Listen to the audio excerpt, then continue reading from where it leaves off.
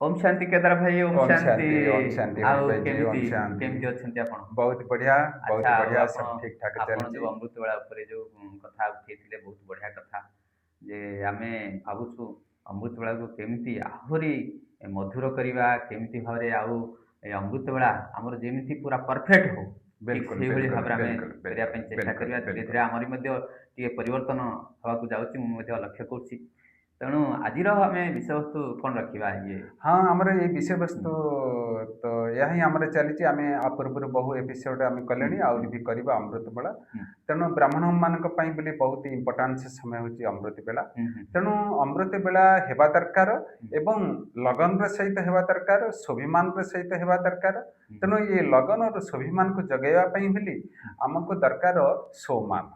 तेणु सोमान ठीक कथाटा कहले हाँ। तेणु सोमान जमती गोटे झील हुँ, जिते अलंकार अलंकृत हो जाए हुँ, गोटे हुँ, बहुर आख्या दि जाए हुँ, हुँ, हुँ, सेमती ब्राह्मण जिते उठिला पर हुँ, तार जो अनेक अनेक भगवान शिव जो आमको सोमान देते हुँ, से सोमान को रिवाइज करवा अर्थात आमर सूक्ष्म शक्ति को जागृत करवा बुझे। हुँ, तेणु ये आम भाई भौणी मैंने समस्ते जानते करुँच आज आ संदर्भ में आम कि सोमान को विश्लेषण पुनरुद्धार करवा। सहित आमे ताକୁ କରିବା। हाँ हाँ ଆଉ ମୁଁ ଗୋଟେ କଥା କହି ରଖୁଛି ଯେ ଆମେ କଣ ହଉଛି ସକାଳୁ ସକାଳୁ ଉଠିଲା ବେଳକୁ ଆମେ ମନେକର ବାବା ତ କହୁଛନ୍ତି ଯେ ରାତି 10ଟା ବେଳକୁ ଶୋଇଯାଅ ଏବଂ 2ଟା ବେଳକୁ ଉଠିଯାଅ ବୋଲି। କିନ୍ତୁ 4 ଘଣ୍ଟା ଅଧା ବି ଆମର ହବା ଦରକାର। କାହିଁକି ଯୋଗୀ ତ ଆତ୍ମା ଯୋଉମାନେ ସେମାନଙ୍କର ନିଦ ଅଧା ହବା ଦରକାର। ଆଉ ଯୋଉମାନେ ଜ୍ଞାନ ନ ଚାହୁଁଛନ୍ତି ତାଙ୍କ ଅନୁସାରେ। କିନ୍ତୁ 2ଟା ବେଳକୁ ଉଠିବାଟା ଟିକେ ସମସ୍ତଙ୍କ ଦ୍ୱାରା ଏତେ तो ସମ୍ଭବ ठीक ନୁହେଁ। कथा ହୁଁ, देखु हरि भाई आज ହୁଁ, बाबा ता भीतर बहुत एक्सप्लेन किए ହୁଁ, करते आम बतई ହୁଁ, से ब्रह्मा बाबा टिके ता भीतर गैप कर ହୁଁ, बाबा एते आज कर्म धंदा जीवन में लोक मैंने थकी जाते एते कौन संभव तेणु ହୁଁ, बाबा कहले किसी परवा ना 2टार न उठी पारे कौन कर 3टार उठ 4टार कि ना 4:30 सुधा तो उठी जाओ बुझे तो तेणु बाबा से ଦେଖନ୍ତୁ हूँ कथा ଦେଖନ୍ତୁ तेणु ଯଦି ଟିକେ ଟିକେ आज्ञा। ସୃଷ୍ଟି ବି ଆସୁଛି हाँ हाँ ସେଥିପାଇଁ हाँ ମଧ୍ୟ ଆମେ हाँ ଟିକେ ତାର ଆଲୋଚନା ଭିତରେ ଟିକେ ରଖିବା आज्ञा ଯେ आज्ञा ସୃଷ୍ଟି ଯଦି ଆସୁଛି ଆମେ सकाळୁ ସକାଳୁ ଯେତେ ଉଠି ଯାଉଛନ୍ତି ବାବାଙ୍କୁ ତ ଗୁଡ୍ ମର୍ଣ୍ଣିଂ हाँ କରୁଛନ୍ତି हाँ ଉଠିଲା हाँ ପରେ ଟିକେ ଅଙ୍ଗ ପ୍ରତ୍ୟଙ୍ଗର ଟିକେ बिल्कुल बिल्कुल बिल्कुल। ଯେମିତି हाँ ପ୍ରସାରଣ ସଂକୋଚନ କରିକି ଇଏ आ, ସବୁ କରିକି ଟିକେ ଆଲର୍ଟନେସ୍ हाँ बिल्कुल ଆଲର୍ଟନେସ୍ ରହିବା हाँ हरि भाई। ତାପରେ ହଁ हरि भाई ता पूर्व आम भी से आ भितर आहरी भी गोटे एपिसोड करवा आमर पूर्व तैयारी ହୁଁ अमृत बेला करवा पूर्व आम शोवाटा जमी आजिकल दुनिया लोक ହୁଁ आसिले ହୁଁ ऑफिस रु घर कारबार रु आसिले चप्पल लगी जोता लगी बाहर करदे गड़ी पड़े ହୁଁ ना आम गोटे जोगी आमर जीवन आमर परिवार से बाबा आज मूल्य कहले भाई कम से विश्व परिवर्तन 8 घंटा तो सेवा दरकार ना। ହୁଁ ହୁଁ तेणु आम साधारणतः मनुष्य रु आम ब्राह्मण हेले पुणी देवता बनवा तेणु से आमर रहन सहन शयन ये सब टी अलौकिता हेबा दरकार। ହୁଁ ହୁଁ ହୁଁ तेणु सेमती आम जब शोवा द्वारा राति को भलरे निद्र करने द्वारा आमर सका जो फ्रेशनेस आमर आसो ହୁଁ आ फिर भी माया प्रबल जो ହୁଁ ता भीतर अवरोध आसूची से आपड़ जमी कहले टिके अंग चलन करवा पानी टिके पीवा किताब टिके पढ़वा एवं प्रथम सम्मान करवा मुझे कौन मिला है ହୁଁ हैं मुझे सुबह सुबह कौन आया आज दुनिया रे भी देखो दुनिया रे भाई सकाल आज काम हो देखी ହୁଁ दिनटा तेणु आम मानकर सदा सकालु सकालु सुखदाता शांतिदाता प्रेमदाता विश्व परिवर्तन अलमाइटी अथॉरिटी सहित मोर कौन है କନେକ୍ସନ प्रथम ହବାକୁ मिलन ଯାଉଛି है ହୁଁ गुड मॉर्निंग है ହୁଁ बुझे तो। तेणु से मत बर्तन रही आह्वान कर बच्चे आओ तुम्हारी इंतजार में हूँ तुमको मिलने के लिए तुमको देखने के लिए मैं तरस रहा हूँ। तेणु करके 2 दिन पूर्व बाबा कहले बच्चे तुम दिल से प्रेम से मुझे एक बार मेरा बाबा कहते हो अधिकार से कहते हो हिम्मत से कहते हो अपना समझ करके कहते हो तो मैं तुमको 1000 बार मदद करता हूँ।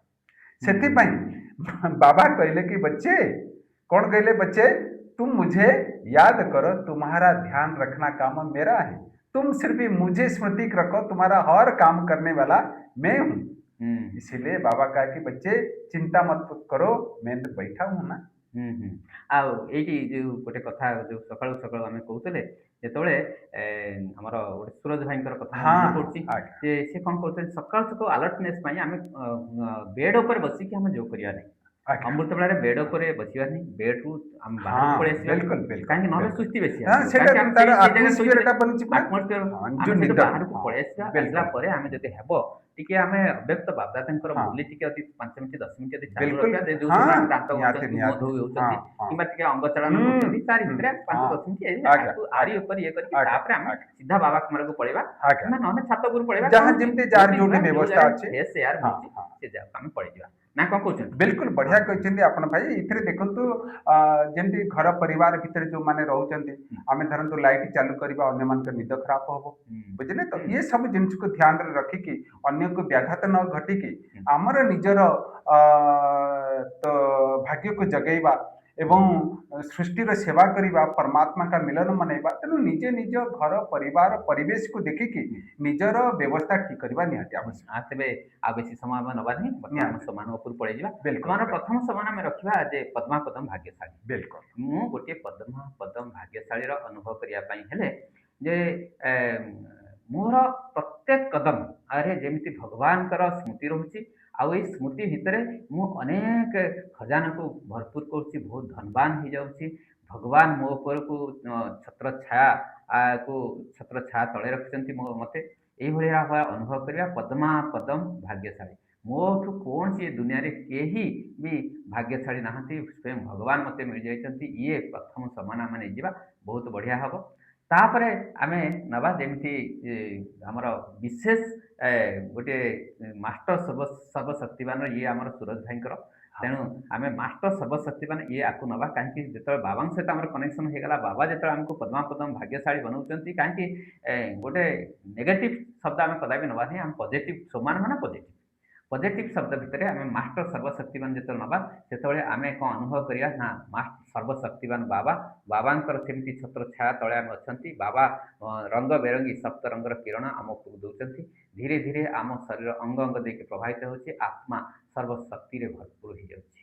ହଁ, ତାପରେ हम ଧୀରେ ଧୀରେ ଧୀରେ ଧୀରେ ଆଗକୁ ବଢ଼ିବା। ଆପଣ ଆଉ ଧୀରେ ଧୀରେ ସମାନକୁ ନେଇ ଚାଲନ୍ତୁ, ମୁଁ ବି ସବୁ ସମାନକୁ ନେଇକି ଆମର ଦର୍ଶକ ବହୁତ ବନ୍ଧୁଙ୍କ ବଢିଆ। ସାମ୍ନାରେ ରଖିବା। ଆପଣ ଯେମିତି କହିଲେ, ଯଦି ଆମେ ସକାଳୁ ଉଠିଲା ପରେ ତ ପ୍ରଥମ ସଂକଳ୍ପ ଆମେ ନେବା ଯେ ମୁଁ ହେଉଛି ସୁଖ ସାଗରର ସନ୍ତାନ ସୁଖଦେବ ଅଟେ। ହୁଁ, ତେଣୁ ସୁଖ ସାଗର ଦୁନିଆରେ ସୁଖ ପାଇଁ ବୋଲି ଲୋକ ଭୋଜନ ଏବଂ ଆ, ତ ପ୍ରକୃତିକୁ ଗୋଦକୁ ଯାଆନ୍ତି କେମିତି ସୁଖ ମିଳିବ, ହୁଁ, ଖାଇବା ପିଇବା ବୁଲିବା।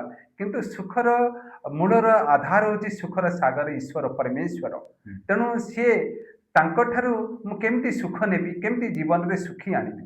ତେଣୁ ଇନ୍ଦ୍ରିୟକୁ ଶାନ୍ତ କରିବା, ନିଜର ବୁଦ୍ଧି ଓ ମନକୁ ନିରାକାର ପରମାତ୍ମା ଶିବଙ୍କ ସହିତ ବୁଦ୍ଧିକୁ ଲଗେଇଦେବା ଏବଂ ତାଙ୍କୁ ଦେଖିକି ତାଙ୍କର ଗୁଣକୁ ତାଙ୍କର ଶକ୍ତିକୁ ଆଲୋଚନା କରି ନିଜର ଆତ୍ମା ମନକୁ ବିଭୋର କରିଦେବା, ସୁଖରେ ଡୁବିଯିବା, ସୁଖରେ ହଜିଯିବା ଏବଂ ନିଜକୁ ସୁଖୀ ଅନୁସରଣ କରିବା, ଅନୁଭୂତି କରିବା ଯେ मुझे जो पाना था वो पा लिया, जो देखना था वो देख लिया। ये सृष्टिर हर्ता कर्ता भाग्य विधाता होते सुखदेव, सुख का सागर वो मेरा पिता है, वो मैं उसके संतान हूँ, मैं उनका अधिकारी हूँ।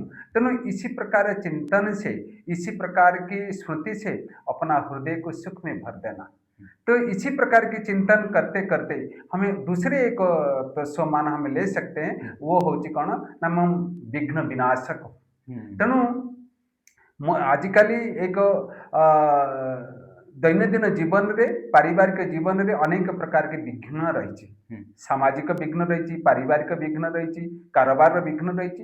ତେଣୁ ବ୍ୟକ୍ତି ବେଳେବେଳେ ଯୋଗୀ ଥକିଯାଏ ଯେ ଏତେ ସବୁ ବିଘ୍ନରେ ଜୀବନକୁ କେମିତି ମୁଁ ଆଗକୁ ବଢ଼େଇବି। ତେଣୁକରି ସଦାବେଳେ ତ ମନ ଭିତରେ ଭାବିବା ଦରକାର ଯେ ଇଏ ସୃଷ୍ଟିର ବିଘ୍ନକୁ ହଟାଇବା ପାଇଁ ସ୍ୱୟଂ ପରମାତ୍ମା ସୃଷ୍ଟି ପରେ ଆସିଛନ୍ତି। ତେଣୁ ସିଏ ମୋତେ କହିଛନ୍ତି, ସିଏ ମୋର ସାଥିରେ ଅଛନ୍ତି, ସିଏ ମୋର ଉପରେ ଅଛନ୍ତି, କରନ କରାବନ ହାର ସେଇ ମୁଁ ମାତ୍ର ନିମିତ୍ତ।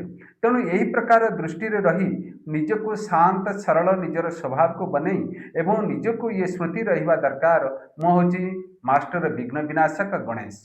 ତେଣୁ ଯେମିତି ଗଣେଶକୁ ବିଘ୍ନ ବିନାଶ କରିବା ପାଇଁ ପୂଜନ କରନ୍ତି, ସେମିତି ଦୁନିଆର ଦୁଃଖକୁ କଷ୍ଟକୁ ବିଘ୍ନକୁ ମିଟେଇବା ପାଇଁ ଭଗବାନ ମୋତେ ନିମିତ୍ତ ଦେଇଛନ୍ତି। ତେଣୁ ମୁଁ ବିଘ୍ନକୁ କେମିତି ସାମ୍ନା କରିବି। ତେଣୁ ବିଘ୍ନ ନିଶ୍ଚିତ ଭାବରେ ହଟିବ, ମୋର ନିଶ୍ଚିତ ଭାବରେ ବିଜୟ ହେବ। ଏ ପ୍ରକାର ବି ଆମେ ସମ୍ମାନ ନେଇ ନିଜକୁ ଦିନ ତମାମ ବାରମ୍ବାର ଚିନ୍ତନ କରିବା ଦରକାର, ମୁଁ ବିଘ୍ନ ବିନାଶକ ଗଣେଶ। ମୁଁ ବିଘ୍ନ को हटाने वाला हूँ ना कि मैं କାହାର କର୍ମରେ ବିଘ୍ନ ଆଣିବି ନା କାହାର ଜୀବନ ଯାତ୍ରାରେ ମୋର କୌଣସି ଅବରୋଧ ହବ ଏ ତାହେଲେ ପ୍ରକାର କିଛି ତାହେଲେ ବର୍ତ୍ତମାନ ସୁଦ୍ଧା ଆମେ ପଦ୍ମ ପଦ୍ମ ଭାଗ୍ୟଶାଳୀ ଏବଂ ତାପରେ ପରେ ମାଷ୍ଟର ସର୍ବଶକ୍ତିମାନ। ତୃତୀୟରେ ଆମେ ନେଇଛନ୍ତି ଯେ ମାଷ୍ଟର ସୁଖଦାତା ସୁଖଦେବ ସୁଖଦେବ। ଆର ଚତୁର୍ଥରେ ଆମେ ନେଇଛନ୍ତି ବିଘ୍ନ ବିନାଶ। ବିନାଶ ଆଉ ପଞ୍ଚମରେ ପ୍ରଥମେ ଆମେ ତାକୁ ବି ଆକୁ ନେଇଯାଇପାରିବା ଯେ ମୁଁ ଗୋଟିଏ ମହାନ ଆତ୍ମା। ଭଗବାନ ମୋତେ ମହାନ କାର୍ଯ୍ୟ ପାଇଁ ଏ ଧରାପୃଷ୍ଠକୁ ପଠାଇଛନ୍ତି। ତେଣୁ ମୋର ପ୍ରତ୍ୟେକ କାର୍ଯ୍ୟ ଭିତରେ ମହାନତା ଭରିଯାଉ, ମୁଁ ସେଇଭଳି ଭାବରେ ଅନୁଭବ କରିବି। ଆଉ ସେଥିପାଇଁ ଅଭ୍ୟାସ କରିବି ପରମପିତା ପରମାତ୍ମା ଯେମିତି ଛତ୍ରଛାୟା ତଳେ ମୋତେ ରଖିଛନ୍ତି ଏବଂ ସପ୍ତରଙ୍ଗର କିରଣ ମୋ ଉପରୁ ଦେଉଛନ୍ତି ଏବଂ ଅନୁଭବ କରିବି ଯେ ମୁଁ ଗୋଟିଏ ମହାନ ଆତ୍ମା, ଶ୍ରେଷ୍ଠ କାର୍ଯ୍ୟ କରିବା ପାଇଁ ଆସିଛି। ମୁଁ ସାଧାରଣ ଆତ୍ମା ନୁହେଁ। ଭଗବାନ ମୋ ଦ୍ୱାରା ଯେଉଁ କାର୍ଯ୍ୟ କରିବେ ମୁଁ ସେଥିରେ ମହାନତା କରିକି ଦେଖେଇବି। ତେଣୁ ଏଇ ସମାନ ଭିତରେ ରହିବା ଆମର ଇଏ 5 ନମ୍ବର ସମାନ ହେବ। ତାପରେ 6 ନମ୍ବର ସମାନରେ ଆମେ ନେବା ମୁଁ ଗୋଟିଏ ପୂର୍ବଜ ଏବଂ ପୂଜ୍ୟ ଆତ୍ମା।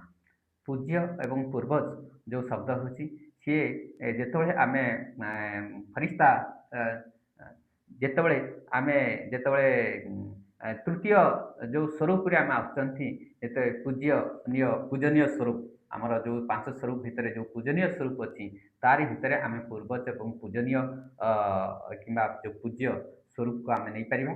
ତେଣୁ ସେଥିପାଇଁ ମଧ୍ୟ ଆମେ ଅନୁଭବ କରିବା ବାବାଙ୍କର ଛତ୍ରଛାୟା ସଦା ପାଇଁ ବାବାଙ୍କର ଛତ୍ରଛାୟା ତଳେ ଆମେ ରହିବା ପାଇଁ ଚେଷ୍ଟା କରିବା ଏବଂ ସପ୍ତରଙ୍ଗର କିରଣ ତଳେ ରହିବା ପାଇଁ ଚେଷ୍ଟା କରିବା।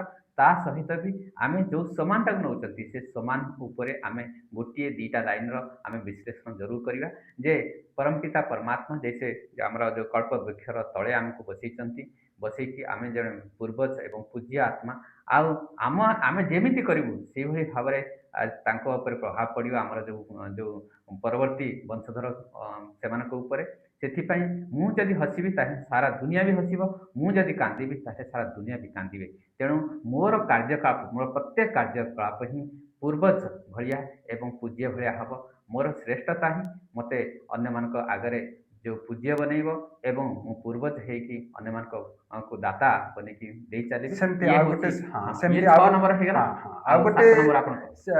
ତ ଏମିତି ତ ଆମେ ନମ୍ବର ନେଇ ବାବାଙ୍କର ଅଗଣତି ସମାନ ଆମେ ଯେତିକି ତାକୁ ଏକ୍ସପ୍ଲେନ୍ କରିପାରିବା ତଥାପି ଆମେ 10 ଆ, 15ଟା ଇଏ ସେମିତି କିଛି ନା ଭଲ କିଛି ହବ। ଦରକାର ନାହିଁ।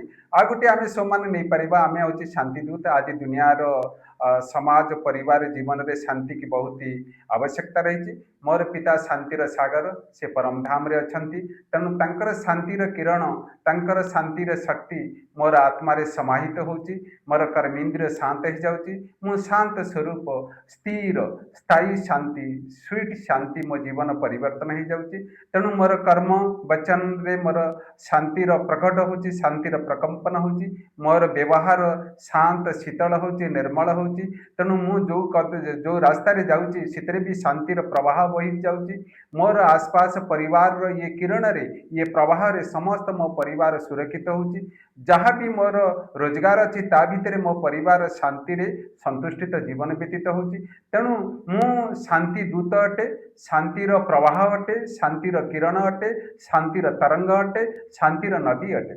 ତେଣୁ ମୋର କୁଳୁକୁଳୁ ନାଦରେ ଏ ସମାଜ ପରିବାର ପରିବେଶ ସମସ୍ତଙ୍କର ଜୀବନରେ ହୃଦୟରେ ଶାନ୍ତି ଆସିଯାଉଛି।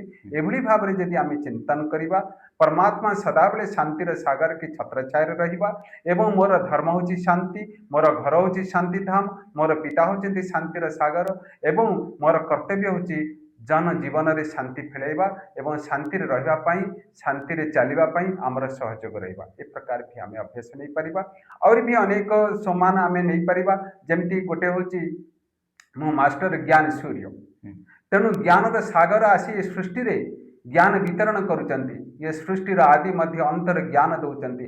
ଆତ୍ମାର ସ୍ୱଦେଶ, ସ୍ୱଧର୍ମ, ସ୍ୱରାଜ୍ୟ, ସ୍ୱସ୍ଥିତିର ଜ୍ଞାନ ଏଠି ଆମକୁ ପ୍ରକଟ କରିକି ଆମକୁ ଜ୍ଞାନେଶ୍ୱର ବନେଇ ଦେଉଛନ୍ତି। ତେଣୁ ମୋର ଜୀବନର ଯେଉଁ ବାହ୍ୟ ଜୀବନ ଯେଉଁ ପ୍ରକାର ଥିଲା ମୋ ଜୀବନରେ ସଦାବେଳେ ପରିବର୍ତ୍ତନ। ତେଣୁ ଜ୍ଞାନ ହେଉଛି ଗୋଟେ ଅସ୍ତ୍ର, ଜ୍ଞାନ ହେଉଛି ଗୋଟେ ତଲୱାର, ଜ୍ଞାନ ହେଉଛି ଗୋଟେ ଗଦା। ତେଣୁ ସଦାବେଳେ ମୋର କର୍ମ ଜ୍ଞାନୀତ ଆତ୍ମାର କର୍ମ ହିଁ ହେବା ଦରକାର। ତେଣୁ ଗୀତାରେ କୁହାଯାଇଛି ହେ ଅର୍ଜୁନ ଜ୍ଞାନୀ ମୁझे ପ୍ରିୟ है।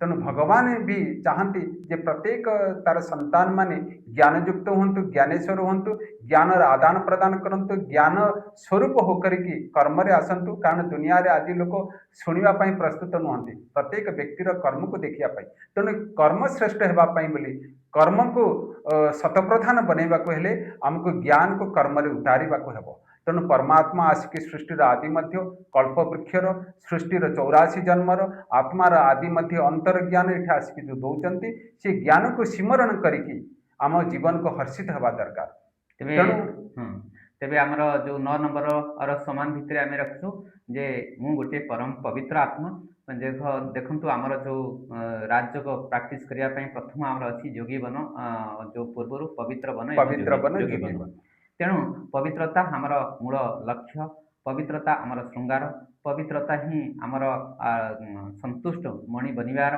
किंबा संतोषी देवी बनवार किंबा कौन सी कार्यपाई आमर पवित्रता ही मुख्य पवित्रता ही सबू क्षेत्र में ये गोटे आधार स्तंभ तेणु पवित्र आत्मा बोली प्रथमे निजको भाविया दरकार जे परमपिता परमात्मा और पवित्र सागर पवित्रतार सागर तांकर मु संतान मु होची मास्टर पवित्रतार सागर किंबा पवित्रतार फरिस्ता बोली निजको मध्य नहीं परिबा आउ से भली भाव अनुभव करबा जे परमपिता परमात्मा अंकर छत्र छा तले मु सदाल पे रहिची तो सी पवित्रतार जो किरण मो पकाउछंती एवं मोर सारा जो अंग दृष्टि वृत्ति सारा अंग कर्मेंद्रिय अंग पवित्र हो जाउची एवं शीतलता जेमिति अंग अंग भितर छाई हो जाउची मो आत्मा परम पवित्र हो जाउची एई भली भाव आ पवित्रतार प्रकंपन सारी आड़कू सारा विश्व आड़कू कारण आमर अनादि स्वरूप पवित्र आदि स्वरूप भी पवित्र एवं ये ब्राह्मण स्वरूप रे मध्य परमात्मा हमको प्रथम आमठर सहयोग पाउचंती कि बच्चे तुम पवित्रता का एक अंगुली मुझे लगाओ जेमती गिरी गोवर्धन को पहाड़ को उठिया पाई गोप गोप गोप माने एक अंगुली लगैथिले तेणु परमात्मा ये समय रे हमको पवित्रतार भिक्षा मागुचंती पवित्रतार मदद मागुचंती तेणु पवित्र बन योगी बन एवं निजर इंद्रिय को पवित्र बनाओ दृष्टि वृत्ति तापर आमे 10 नंबर पॉइंट रे सब शेष रे आमे ताकू निश्चित नबा विश्व कल्याणकारी रो नबा ता मझिरे मध्य हम संतुष्ट मणि भी नहीं परिबा ता सहित मध्य आमे अनेक समान भी नहीं परिबा जेति कि समय अनुसार आमे देखि कि ये करबा शेष रे आमे निश्चित नबा विश्व कल्याणकारी से सकाश भलिया काम करिवो ते विश्व कल्याणकारी जेतोळे आमे से अनुभव करिया सेतोळे अनुभव करिया परमपिता परमात्मा आ जेमति सेमति छत्र छाया तळे हमको सप्तरंग किरण तळे रखुचंती एवं तांकर जो प्रत्येक किरण भितरे आमे अनुभव करिया जे सुख शांति आनंद प्रेम पवित्रता जो बाबांकर जो जो गुण गुड़िक अच्छी मो भितर मो आत्मा भितर प्रवेश करुच्ची प्रवेश कला परे मो भितर से किरण गुड़िक जाऊँगी विश्व विभिन्न कोण अनुकोण भितर को प्रवेश करुच्ची एवं कौन सी एमती आत्मा न रही जातु जो मान ये परमात्मा शक्ति भरा जो किरण तांकर पड़ुची यही अनुभव करवा एवं सबू आत्मा धीरे धीरे सुख शांति आनंद प्रेम पवित्रतार भरपूर हो जाती ये दुनिया कलिजुग दुनिया परिवर्तन हो जाऊँगी सत्य दुनिया आसी जाऊँगी परमात्मा को समस्ते जान जाऊँ परमात्मा प्रत्यक्ष हो जाऊँगी प्रत्यक्षता हो जाऊँगी ये भाव में आम अनुभव करने द्वारा ही आमर विश्व परिवर्तन जो कार्य आम जो परमात्मा द्वारा आम ये कार्य को जो बेड़ा को उठाइवाई आम जो नहीं जल्दी जल्दी ताको संपन्न एवं संपूर्ण हो तेरे केदार भाई इशारा मिलगला हाँ बहुत निहाती तेणुक आम एमती अलग अलग आमर शोमान को लेकिन अमृत बेला को आम पूर्ण तैयारी करवा तेणु आमर ये तैयारी ही स्व परिवर्तन और विश्व परिवर्तन समाज जगत पंचतत्व ठू आरंभ करी नवग्रह ठू आरंभ कर समस्त सृष्टिर परिवर्तन कार्य भगवान आसिक करूँ तेणु तार आम स्रोत बनी गुंडीची मूषा बनी आम जी परमात्मा कार्य रे विश्व परिवर्तन रे ब्रह्मांड परिवर्तन रे जगत परिवर्तन रे आमर योगदान रही आम जग कल्याणकारी विश्व कल्याणकारी एवं विश्व परिवर्तन टाइटल को आम नेबा हौ रहिबा तेबे आज एतिकी रोचु धन्यवाद ओम शांति आपण मानकर मंगल हो आपण मानकर विकास हो आपण मानकर उन्नति हो आपण मानकर प्रगति हो यही कामना हमर।